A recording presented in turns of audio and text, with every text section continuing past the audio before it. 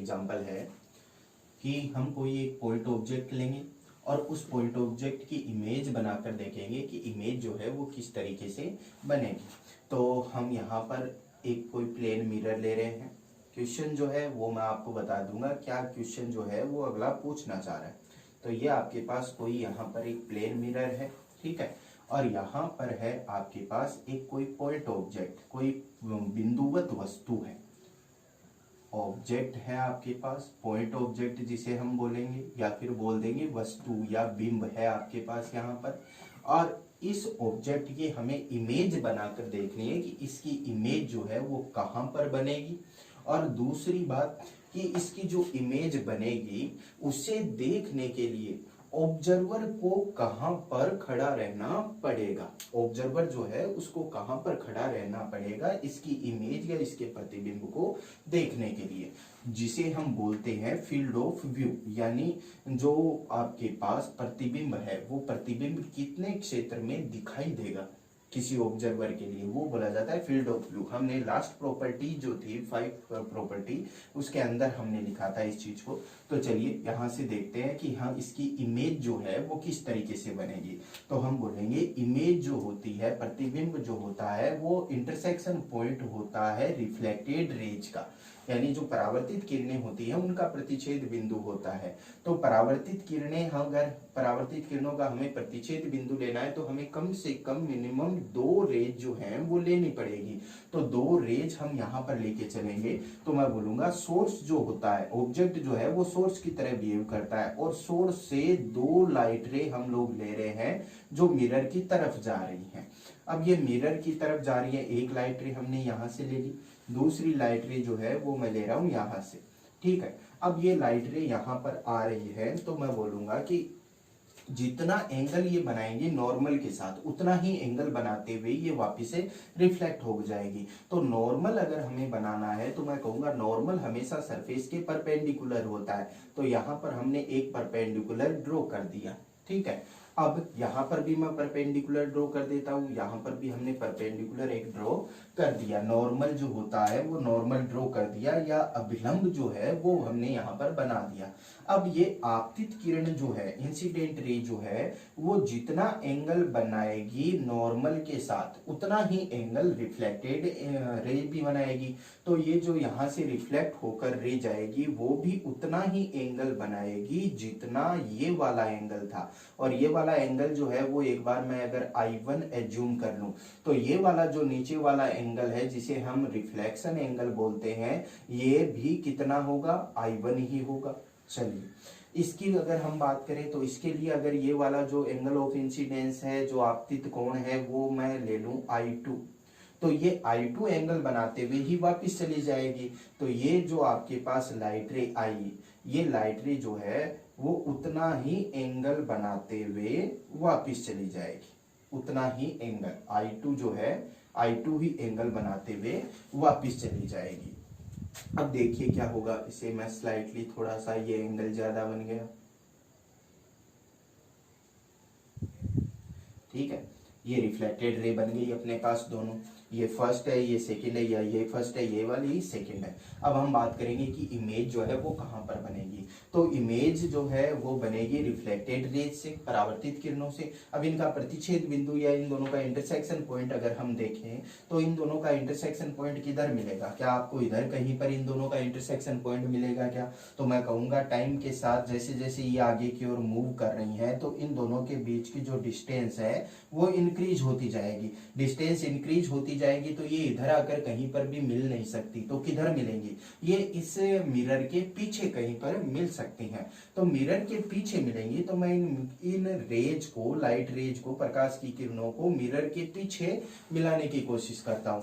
तो मैं अगर इन दोनों को आगे बढ़ाऊं तो इन दोनों को आगे बढ़ाने पर देखो किस तरीके का आएगा अपने पास। मैं इन दोनों को बढ़ा देता हूं आगे, ठीक है, इसको भी मैं आगे बढ़ाऊंगा।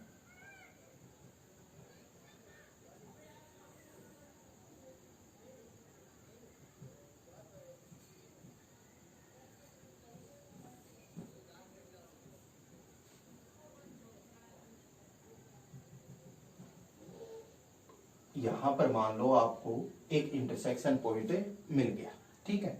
तो ये जो यहाँ पर इंटरसेक्शन पॉइंट मिला है वो मैं कहूंगा कि वो रियल तो है नहीं, क्यों? रियल तो इधर होता, वो तो क्या है, वो तो हमने ऐसे एज्यूम कर लिया कि भाई अगर आगे ये दोनों जो रिफ्लेक्टेड रे हैं वो नहीं मिल सकती, तो हमने ये एज्यूम कर लिया कि वो पीछे किसी पॉइंट से आ रही होंगी। और जब हमने इन दोनों लाइट रेज को इस मिरर के पीछे की ओर इंक्रीज किया तो हमें एक इंटरसेक्शन पॉइंट मिल गया इन दोनों का। अब ये जो इंटरसेक्शन पॉइंट मिला हमें, इस इंटरसेक्शन पॉइंट को, इस प्रतिच्छेद बिंदु को हम क्या बोलते हैं? इमेज या प्रतिबिंब बोलते हैं।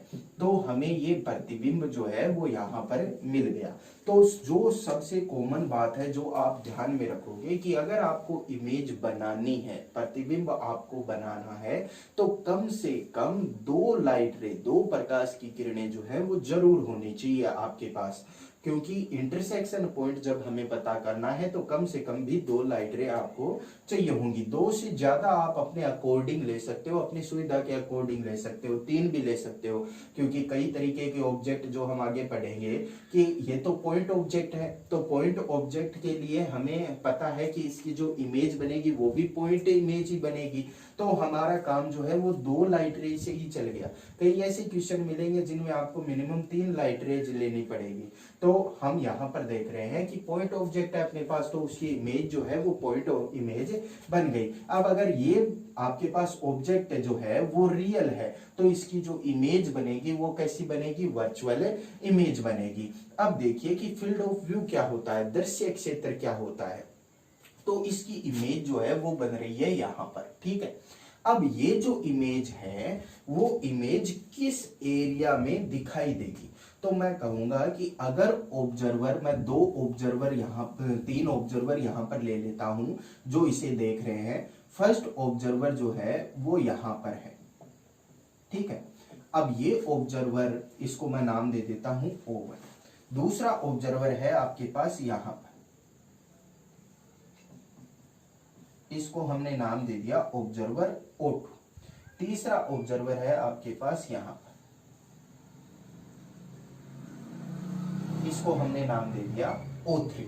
तो आपको अपने माइंड से ये देख के बताना है कि भाई ये जो यहाँ पर पॉइंट इमेज बन रही है ये इन तीनों में से कौन से ऑब्जर्वर को दिखाई देगी? तो मैं कहूंगा O1 तक रिफ्लेक्टेड रे आ ही नहीं रही है, और रिफ्लेक्ट होकर जब तक लाइट रे आंखों तक नहीं पहुंचेगी तब तक ऑब्जेक्ट दिखाई नहीं देता। तो O1 जो है इसको ये जो इमेज है वो दिखाई नहीं देगी। क्या O3 को दिखाई देगी? क्या?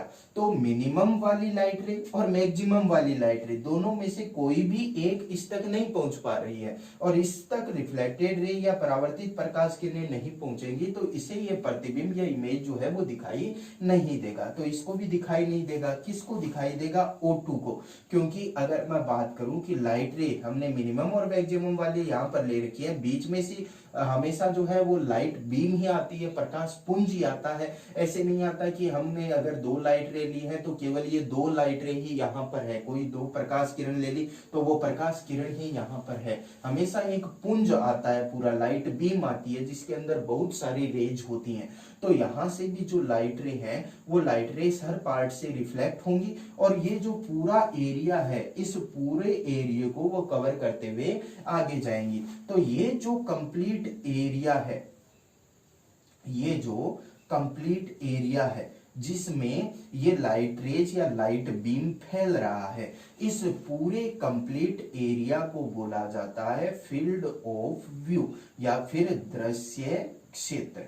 यानी इसके अंदर, इस दृश्य क्षेत्र के अंदर, फील्ड ऑफ व्यू के अंदर अगर कोई ऑब्जर्वर है तो उसे तो इमेज दिखाई देगी, और बाकी कहीं पर अगर ऑब्जर्वर है तो उसको ये इमेज दिखाई नहीं देगी। तो यही फील्ड ऑफ व्यू या दृश्य क्षेत्र का कॉन्सेप्ट है, और इसी वजह से ये जो न्यूमेरिक प्रॉब्लम है ये मैंने यहाँ पर आप लोगों को एक इमेज बनाते हुए बताई है।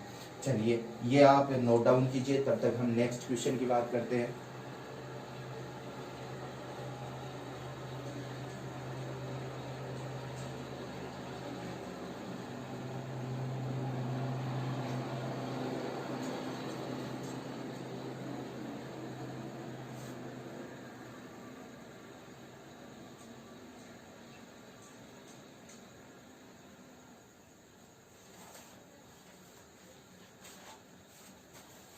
नेक्स्ट अपने पास एक क्वेश्चन है जिसके अंदर अपने पास एक मिरर दे रखा है और इमेज के कोऑर्डिनेट अपने को दे रखे हैं, और जो वो पूछ रहा है वो मैं बता रहा हूँ आपको कि यहाँ पर आपके पास एक मिरर है, ये वाला कोई मिरर है। इस मिरर के आपको लोअर पॉइंट जो है ये वाला, इसका नाम दे दिया m और इसके कोऑर्डिनेट जो हैं वो दे रखे हैं 4,2। जो ये अपर पॉइंट है इसको नाम दे दिया n और इसके कोऑर्डिनेट दे रखे हैं 4,3। अब कोऑर्डिनेट दे रहे हैं तो कोऑर्डिनेट देने पर हमें पता है कि हमें बना लेना चाहिए y एक्सिस और x एक्सिस। तो y और x एक्सिस क्वेश्चन में अगला बना के दे रहा है अपने को। अब ये बोल रहा है वो कि एक कोई पॉइंट ऑब्जेक्ट है जो यहाँ पर इस पॉइंट के ऊपर रखा हुआ है। इस पॉइंट को नाम दे दिया a और इसके कोऑर्डिनेट हैं 2,0। इस पॉइंट पर एक पॉइंट ऑब्जेक्ट रखा हुआ है। आपको वो पूछ क्या रहा है, आपको वो जो पूछ रहा है वो मैं लिख देता हूँ एक बार क्वेश्चन के अंदर, कि आपको पूछ रहा है फाइंड द रीजन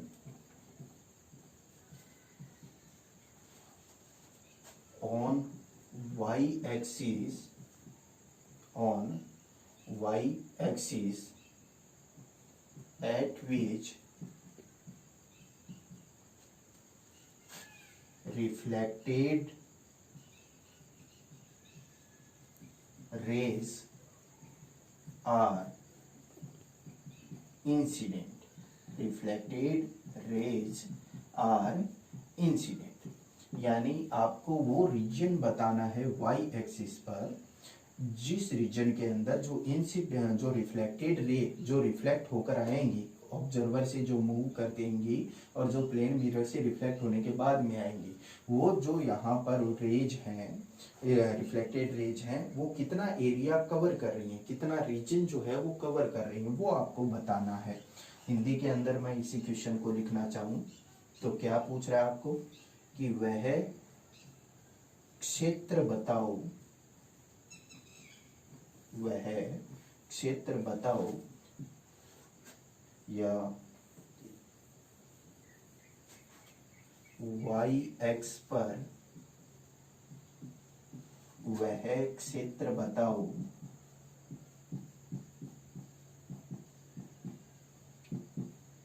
जहां परावर्तित किरणें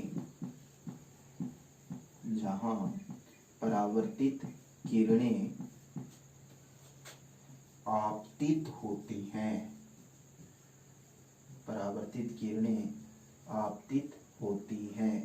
या आपतित की जगह यहाँ पर मैं वर्ड काम में ले सकता हूँ कि जहाँ पर वो गिरती हैं। ठीक है, तो मुझे वह क्षेत्र बताना है जिसके अंदर परावर्तित किरणें जो हैं वो आएंगी। ठीक है, तो देखिए कैसे शुरू करते हैं। तो सबसे पहले तो हम यही देख लेते हैं कि जो क्षेत्र है, तो अब हम अगर बात करेंगे तो ये मुझे यहाँ पर मिनिमम 2 पॉइंट चाहिए कोई भी क्षेत्र बताने के लिए, कोई भी रीजन बताने के लिए, कि यहाँ से लेकर यहाँ तक का रीजन है। ठीक है, तो उसके लिए मुझे 2 पॉइंट बताने पड़ेंगे, और वो 2 पॉइंट जो है वो हम कैसे कैलकुलेट करेंगे। एक पॉइंट तो ऐसा होगा जहां से मैं बोलूं कि यहाँ से यहाँ तक मिनिमम वाली जो रिफ्लेक्टेड रे है वो सबसे मिनिमम इसी पॉइंट तक आ सकती है, इससे नीचे नहीं आ सकती। और मैक्सिमम वाली मैं बात करूंगा तो मैं कहूंगा यहाँ से जो लाइट रे प्लेन मिरर तक आ रही है वो यहाँ से रिफ्लेक्ट होने बाद में मैक्सिमम यहाँ तक आ सकती है। बाकी सारी जो लाइट रे हैं वो इन दोनों पॉइंट के बीच में रहेंगी। तो मुझे इन दोनों पॉइंट को निकालना है, ऐसे 2 पॉइंट निकालने हैं। और वो 2 पॉइंट कैसे आएंगे, तो मैक्सिमम और मिनिमम की कंडीशन लेकर आएंगे। कैसे कि मैं यहाँ से मिनिमम 2 लाइट रे लेके चल रहा हूँ, तो मैं 2 लाइट रे लेके चल रहा हूँ, तो मैं बोलूंगा एक लाइट रे जो है वो बिल्कुल यहाँ पर इंसिडेंस हो रही है, बिल्कुल यहाँ पर गिर रही है वो। ठीक है, और एक लाइट रे जो है वो इसके बिल्कुल एंड पॉइंट पर गिर रही है।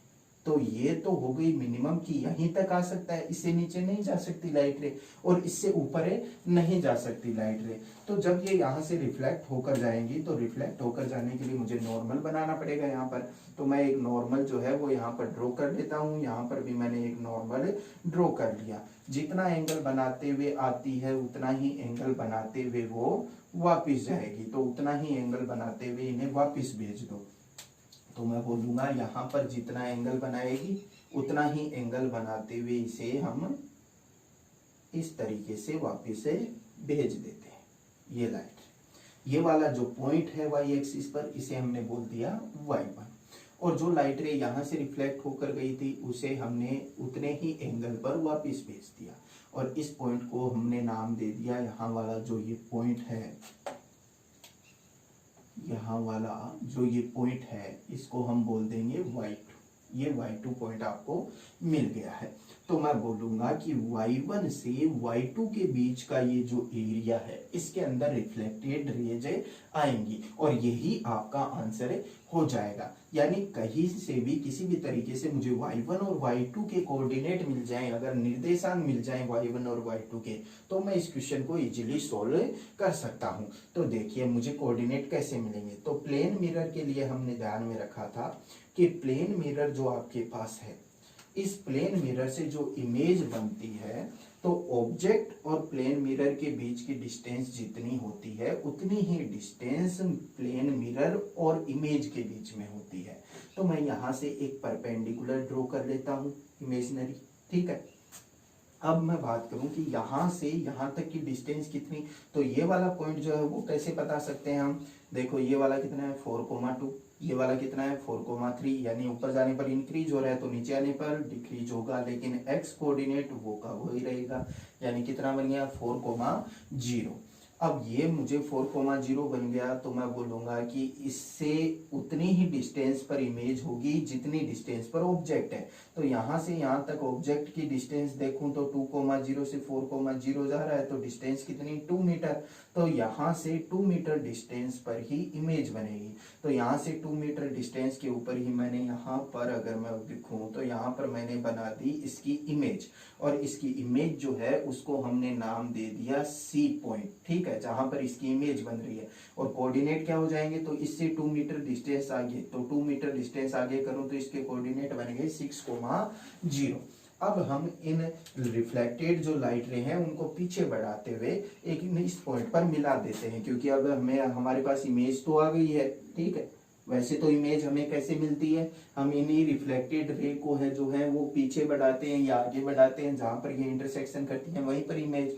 लेकिन मुझे तो प्लेन मिरर के लिए पता है कि प्लेन मिरर के लिए ऑब्जेक्ट की जितनी डिस्टेंस है उतनी इमेज की होती है, तो उसके बेसिस पर हमने पहले ही इमेज यहाँ पर बना ली थी। अब मैं इन दोनों ही लाइट रे को अगर मिला दूं तो आगे बढ़ा दूं तो दोनों लाइट रे जो है वो इसी पॉइंट के ऊपर आकर मिलेंगे, ठीक, क्योंकि यही इमेज का जो है वो लॉ होता है कि रिफ्लेक्टेड रेज जो है वो जिस पॉइंट पर मिलती है वही क्या होती है, इमेज होती है। तो अब देखो अगर हम किसी तरीके से ये वाली डिस्टेंस पता कर लें तो ये वाला कोऑर्डिनेट मिल जाएगा y1 पॉइंट का।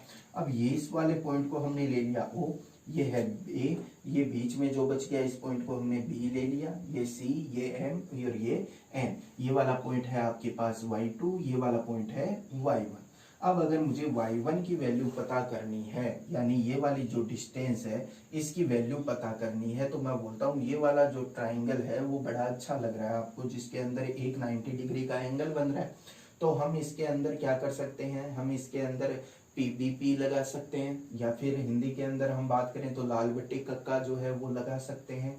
अगर कोई भी दो साइड की वैल्यू है तो तीसरी साइड की वैल्यू आ जाएगी, लेकिन आपको तो इसकी वैल्यू पता करनी है, ठीक है। y1 जो आपके पास ये वाली डिस्टेंस है इसकी वैल्यू आपको पता करनी है। तो इसकी वैल्यू पता करने के लिए आपको एक साइड चाहिए और एंगल चाहिए उसका। तो एक साइड तो मेरे पास है, लेकिन एंगल जो ये वाला बन रहा है वो एंगल मेरे पास नहीं है, तो इस वाले थीटा एंगल को मुझे निकालना पड़ेगा। अब थीटा एंगल मैं कैसे निकालता हूँ, मैं इस छोटे वाले ट्रायंगल को भूल जाता हूँ क्या, ये वाला छोटा वाला ट्रायंगल है यहाँ पर, तो इस छोटे वाले ट्रायंगल का अगर हम यूज करें यहाँ पर, तो क्वेश्चन को एक बार जो है वो मिटा रहा हूँ मैं। देखिए अगर हम इस छोटे वाले ट्राइंगल का यूज करें जिसका नाम जो है वो क्या है, ट्राइंगल एम बी सी। अगर इस ट्राइंगल की हम बात करें तो देखो कि अगर मुझे इस एंगल की वैल्यू पता करनी है तो मेरे पास क्या ऑप्शन होता है, लाल बटे का या फिर P B P upon H H B. तो अगर हम उसी के अकॉर्डिंग यहाँ पर वैल्यू निकालना चाहें तो मुझे दो साइड की वैल्यू चाहिएगी। तो दो साइड की वैल्यू बात करूं तो ये वाली जो साइड है इसकी वैल्यू कितनी आएगी, तो ये वाली जो साइड थी उसकी वैल्यू कितनी थी आपके पास, 2 मीटर। दोनों पॉइंट है आपके पास। और ये वाली साइड की वैल्यू अगर मैं पता करना चाहूँ तो ये वाली साइड की वैल्यू भी कितनी आएगी आपके पास, 2 मीटर। क्योंकि दोनों पॉइंट हैं तो हम डिस्टेंस फॉर्मूला यानी दूरी सूत्र का उपयोग करते हुए यहाँ पर वैल्यू निकाल सकते हैं। तो आपके पास ये वाली 2 मीटर, ये वाली 2 मीटर, यहाँ पर ये एंगल 90 बन रहा है। तो मैं अगर इसकी वैल्यू लिखना चाहूँ तो मैं कहूँगा टेन थीटा। टेन थीटा क्या होता है, परपेंडिकुलर अपॉन बेस, यानी तो जो परपेंडिकुलर है वो परपेंडिकुलर कितना, परपेंडिकुलर है 2 अपॉन में बेस कितना, बेस कितना है 2, कितना आ गया 1। अब टेन थीटा अगर 1 होता है तो इसका मतलब थीटा की वैल्यू कितनी आ जाएगी, थीटा की वैल्यू आ जाएगी 45 डिग्री। अब थीटा की वैल्यू मिल गई तो इस बड़े वाले ट्राइंगल पर आ जाते हैं। बड़े वाला ट्राइंगल का नाम क्या है, ट्राइंगल Y1OC, Y1OC। अब इसके अंदर देखो मुझे तो इस वाली साइड की वैल्यू चाहिए, OY1 साइड की वैल्यू चाहिए। तो OY1 जो है वो यहाँ पर है आपके पास परपेंडिकुलर यानी लंब, आपके पास है परपेंडिकुलर यानी लंब। और परपेंडिकुलर की वैल्यू तो मुझे निकालनी है। अब एक और कोई सी साइड है जिसकी वैल्यू आपको पता है, तो Y1C की वैल्यू तो हमें पता नहीं है क्योंकि ये वाला पॉइंट नहीं है, लेकिन OC की वैल्यू मुझे पता है। तो OC जो है वो क्या बन गया, वो OC जो है वो तो बन गया बेस। और बेस की जो वैल्यू है वो कितनी है, तो मैं कहूंगा OC की वैल्यू देखो 6,0 और ओरिजिन के कोऑर्डिनेट कितने होते हैं 0,0। तो इन दोनों पॉइंट के बीच की डिस्टेंस कितनी हो जाएगी, डिस्टेंस फॉर्मूला से 6 मीटर। और थीटा की वैल्यू अपने पास है 45 डिग्री। तो देखिए क्या वैल्यू आ जाएगी, मैं लिखूंगा tan theta. Tan theta is equal to क्या होता है, परपेंडिकुलर अपॉन में बेस। टेन अपने पास वैल्यू कितनी है 45 degree is equal to perpendicular कितना, तो परपेंडिकुलर OY1 है आपके पास जिसकी वैल्यू आपको फाइंड करनी है। बेस, बेस कितना है आपके पास 6 मीटर। 10 45 हो गया 1 और तो OY1 इज इक्वल टू कितना आ गया 6 मीटर। अगर OY1 6 मीटर आ गया तो देखो ये पॉइंट O जो है, ओरिजिन जो है वो कितना है आपके पास 0,0। तो ये वाला पॉइंट जो है वो कितना हो जाएगा, तो मैं कहूंगा ये वाला पॉइंट हो जाएगा आपके पास 0,6, क्योंकि y एक्सिस पर x कोऑर्डिनेट तो 0 होता है। तो 0,6 आपको ये पॉइंट मिल गया।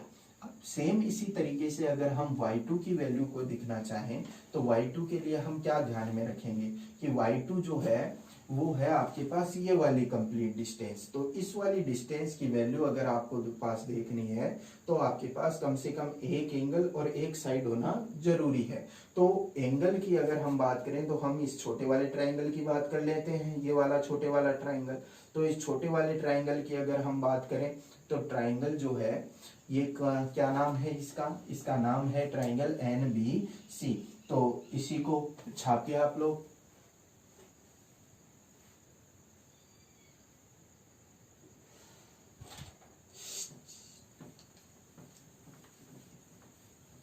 चलिए हम बात करते हैं ट्राइंगल NBC की। OY1 की वैल्यू हमें मिल चुकी है 6 मीटर। अगर हम बात करें ट्राइंगल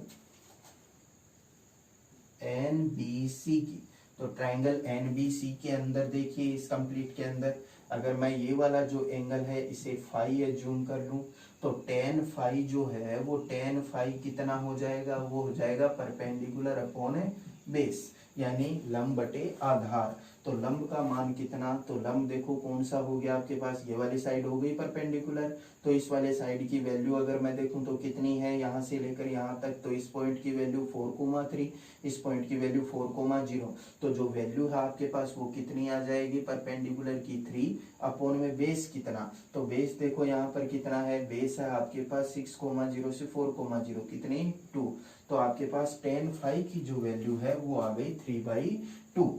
चलिए अब अपन चलते हैं इस बड़े वाले ट्रायंगल के ऊपर, जिसका नाम क्या है आपके पास, ट्रायंगल का नाम है Y2OC। अगर Y2OC के अंदर यही चीज हम लोग लगाएं कि tan phi क्या होता है, परपेंडिकुलर अपॉन बेस, परपेंडिकुलर कितना, तो परपेंडिकुलर तो ये वाली साइड है आपके पास क्या, YO2 अपॉन में बेस यहाँ से लेकर यहाँ तक, ये वाली कंप्लीट डिस्टेंस कितनी 6, वैल्यू रख दो यहाँ पर। अगर मैं वैल्यू रखूं तो tan phi की वैल्यू तो हमारे पास सीधी सीधी है 3/2, तो tan phi is equal to मैं लिखूंगा OY2/6, tan phi की वैल्यू है 3/2 इज इक्वल टू OY2/6, 2 से ये 3 टाइम कैंसिल आउट हो गया, क्रॉस मल्टीप्लाई करेंगे तो OY2 की वैल्यू कितनी आ जाएगी 9 मीटर। OY2 की वैल्यू अगर 9 मीटर आ गई तो कोऑर्डिनेट जो है, निर्देशांक जो है वो कितने आ जाएंगे इसके, तो अगर मैं निर्देशांक की बात करूंगा तो निर्देशांक बन जाएंगे x कोऑर्डिनेट तो 0 और y कोऑर्डिनेट बन जाएगा 9। तो अपने क्वेश्चन का आंसर क्या हो गया, अपने क्वेश्चन का आंसर हो गया कि ये जो रिफ्लेक्टेड रे हैं या फिर जो परावर्तित किरणें हैं वो 0,6 से 0,9 पॉइंट तक फैली रहेंगी, यानी इन दोनों के बीच का जो ये एरिया है, इन दोनों के बीच का ये वाला जो एरिया है,